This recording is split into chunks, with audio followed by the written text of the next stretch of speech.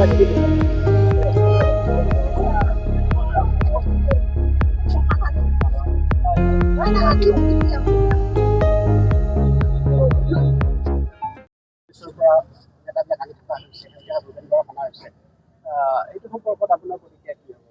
শুনক, কমলপুৰ সমষ্টিৰ 1997 চনৰ বিজেপি মই, মোৰ লগত অহা অধিকাংশ বয়সীয়া মানুহ বিজেপিৰ অংশীদাৰ বা বিজেপিৰ মানে সদস্য। মই ভূপেন বৰা ডাঙৰীয়াক আনাটো বেয়া পোৱা নাই, সব মানুহে বিজেপিত আহক, কিন্তু প্ৰিফাৰেঞ্চটো মোৰ গ্ৰাছৰুট লেভেলৰ ৱৰ্কাৰে পাওক। মই বিচাৰিম ফাৰ্ষ্ট প্ৰিফাৰেঞ্চটো তেওঁলোকে পোৱা উচিত, যিসকলে ইমান দিন দলটোৰ বাবে জীৱন উৎসৰ্গা কৰিলে, যিসকলে দলটোৰ বাবে অহোপুৰুষাৰ্থ কৰিলে, তেওঁলোকক আঁতৰাই হঠাতে অহা মানুহজনক যদি সিংহাসন পাৰি দিয়া হয়, তেওঁ আমাৰ মানুহবোৰক নিচিনিব, নাজানিব কাৰ বাবে বিজেপিৰ পদুম ফুলিল।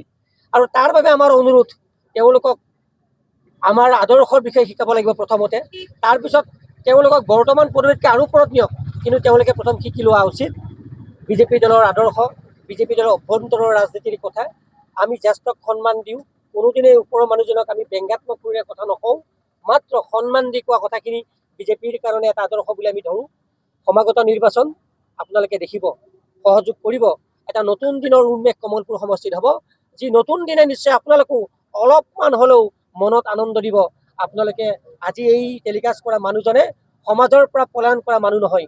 মই ৰেলৱে বিভাগৰ চাকৰি কৰিছিলোঁ, সেই চাকৰিৰ দৰমহা ইমানখিনিয়ে আছিল যে মই ধুনীয়াকৈ দুটা বাচ্চা লৈ গুৱাহাটীত গৈ ধুনীয়াকৈ জীৱনটো কটাব পাৰিলোঁ হয়। কিন্তু মই কাৰ পৰা পলাম, ক'ত পলাম?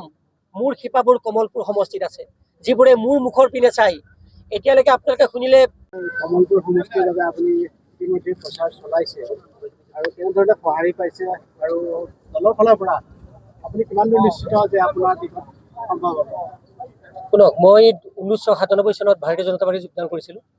যোগদান কৰি ভাৰতীয় জনতা পাৰ্টীৰ উত্তৰ কামৰূপ জিলাৰ বেছিভাগ পদতে মই সেৱা আগবঢ়াইছোঁ। সেৱা আগবঢ়াই আহি মই 2021 চনতো টিকট বিচাৰিছিলোঁ। আপোনালোকে যদি ভিডিঅ'বোৰ চাই, তেনেহ'লে আমাৰ মুখ্যমন্ত্ৰী মহাশয় তেওঁ কমলপুৰ আৰু কৰৰা সভাত কৈছিল এইবাৰ দিগন্ত কলিতাই ইলেকশ্যন খেলিব, পৰৱৰ্তী সময়ত অংকুৰহঁতক আমি চাম। সেই কথা মনত ৰাখি, সেই কথা বুজি লৈ আমি যোৱাবাৰ নিৰ্বাচনত যিমান পাৰি সিমানখিনি সহযোগিতা আগবঢ়াইছিলোঁ। দিগন্ত দা নিৰ্বাচিত হ'ল। দিগন্ত নিৰ্বাচনৰ পিছত 2026 চনত ৰাইজৰ বিপুল দাবীত ৰাইজে কৈছে আমাৰ ঘৰৰ মানুহ অংকুৰ আগবাঢ়িব লাগিব। বহুখিনি কাম কৰিব লগা আছে, যিবোৰ কাম এতিয়ালৈকে হোৱা নাই। মই ইয়াত বিদ্ৰোহ ঘোষণা কৰিবলৈ অহা নাই, সঁচা অৰ্থত সঁচা কথা ক'বলৈ আগবাঢ়ি আহিছোঁ। আপোনালোকে জানে, কেইদিনমান আগত এখন পডকাষ্টত মই মোৰ গোটেইখিনি মনৰ কথা প্ৰকাশ কৰিছোঁ, নিশ্চয় আপোনালোকে দেখিছে। মোৰ মনৰ দুখ এইখিনিত যে সঁচা অৰ্থত কমলপুৰ সমষ্টি যিমানখিনি আগবাঢ়ি যাব লাগিছিল সিমানখিনি আগবাঢ়ি যোৱা নগ'ল। যে আপোনালোকক সাধাৰণভাৱে উদাহৰণ হিচাপত মই ক'বলৈ গ'লে, দলগাঁও সমষ্টিৰ MLA গৰাকী, এগৰাকী UDFৰ MLA মুজিবুৰ ৰহমান।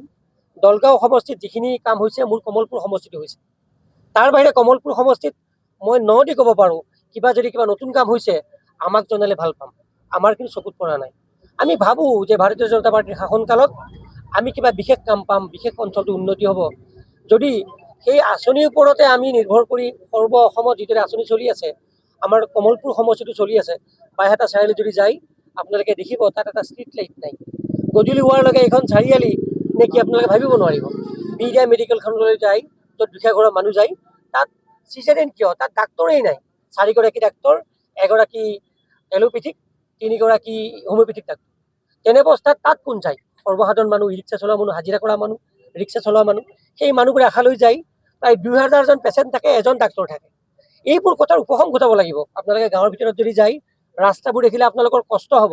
এই ৰাস্তাৰে মানুহবোৰ অহা যোৱা কৰে। এনেকুৱা এটা পৰ্যায়ত গৈছে যে আমাৰ ডাঙৰ ডাঙৰ মানুহবোৰৰ সন্তানবোৰে বাহিৰত পঢ়ে, লণ্ডনত পঢ়ে, আমেৰিকাত পঢ়ে। দুখীয়া ঘৰৰ মানুহে ওচৰৰ স্কুলত পঢ়িবলৈ হাহাকাৰ লাগে। যে এনেকুৱা এটা উদাহৰণ আপোনালোক দিব খোজোঁ যে ষ্টাৰ পোৱা ল'ৰাজনেও ঘৰখনৰ অসুবিধাৰ বাবে চাৰিআলি এখন দোকানত কাঠ কাটে। মই ল'ৰাটোক যেতিয়া সুধোঁ যে বাবা তুমি কিয়, ইমান তোমাৰ প্ৰচুৰ সম্ভাৱনা আছে, তুমি পঢ়িব লাগে। ল'ৰাজনে দুখেৰে কয়, দাদা মোৰ ঘৰখনত যদি মই কাঠ নাফালোঁ, মোৰ দেউতা পেৰালাইচিছ হৈ আছে, মোৰ মা আৰু সৰু ভণ্টি আছে, মোৰ ঘৰখন নচলিব, লঘোনে থাকিব। আৰু সেইবোৰ ল'ৰাৰ জীৱনৰ কাৰণে আগবঢ়াই নিয়াৰ স্বাৰ্থত মই আপোনালোকক নতুনকৈ পাইছোঁ, মই এটা ঘোষণা আগতেই কৰিছোঁ, দেখিছে। কমলপুৰ সমষ্টিৰ পৰা নতুনকৈ সংলগ্ন হোৱা আপোনালোকৰ অঞ্চলটোলৈ মই প্ৰত্যেক বছৰে, যদি মই এপ্ৰিল মাহৰ ইলেকশ্যনৰ ৰিজাল্ট মে' মাহত দিব, মে' মাহত যদি মই উত্তীৰ্ণ হওঁ বা মই ভাল হয়, আপোনালোকে জুন মাহত দেখিব এটা টেলেণ্ট চাৰ্চ পৰীক্ষা পাতি মই 6গৰাকী ল'ৰা ছোৱালীক অসমৰ বাহিৰত নিম, 2গৰাকীক ৰাজস্থানৰ কোটা, 2গৰাকীক হায়দৰাবাদৰ বিকাশ, 2গৰাকীক দিল্লীত নিম, যাতে উচ্চ শিক্ষাৰ কোচিং ল'ব পাৰে, নিট জে বুলিৰ কোচিং ল'ব পাৰে। আৰু তেওঁলোকৰ খৰচ মই বহন কৰিম। এইবাবেই কৰিম তেওঁলোকৰ ঘৰবোৰ অভাৱ সম্পন্ন ঘৰ, যিবোৰ ঘৰে অকল ভাগ্যক লৈ ধিয়াই থাকে, যিবোৰে ভাবে যদি মোৰ ভাগ্য ভাল হয় মোৰ ছোৱালীতে ভাল ৰিজাল্ট কৰিব। কিন্তু সেই প্ৰচুৰ সম্ভাৱনাপূৰ্ণ ল'ৰা ছোৱালীক লৈ মই যিটো পৰিকল্পনা কৰিছোঁ, তেওঁলোকক সেইবোৰ ঠাইত থৈ তেওঁলোকে মোক গধূলি সদায় তাত কি পঢ়ালে মোক দিব, আৰু সেইখিনি ষ্টাডি মেটেৰিয়েল লৈ মই পূব কামৰূপ কলেজত 100গৰাকী ল'ৰা ছোৱালীক পঢ়াম। এতিয়া এনেকুৱা এটা পৰ্যায় হৈছে, ধনী ঘৰৰ ল'ৰা ছোৱালী আগবাঢ়ি গৈ আছে, তেওঁলোকৰ বাবে কোচিঙৰ ব্যৱস্থা আছে, কিন্তু দুখীয়া ঘৰৰবিলাক, ই ৰিক্সা চলোৱা মানুহবিলাক, টেম্পু চলোৱা মানুহবিলাক, হাজিৰা কৰা মানুহবিলাক, তেওঁলোকৰ সপোন নাই নেকি? সেই সপোনক জাগ্ৰত ৰূপত দিঠকত পৰিণত কৰাৰ বাবে মই এক পৰিকল্পনা যুগুত কৰিছোঁ, যি পৰিকল্পনাই সৰু সৰু এই ব্যৱসায়ীসকলৰ বুকুত নিশ্চয় সাজ বহাব। মোক এটা সুযোগ দিয়াৰ প্ৰয়োজন আছে।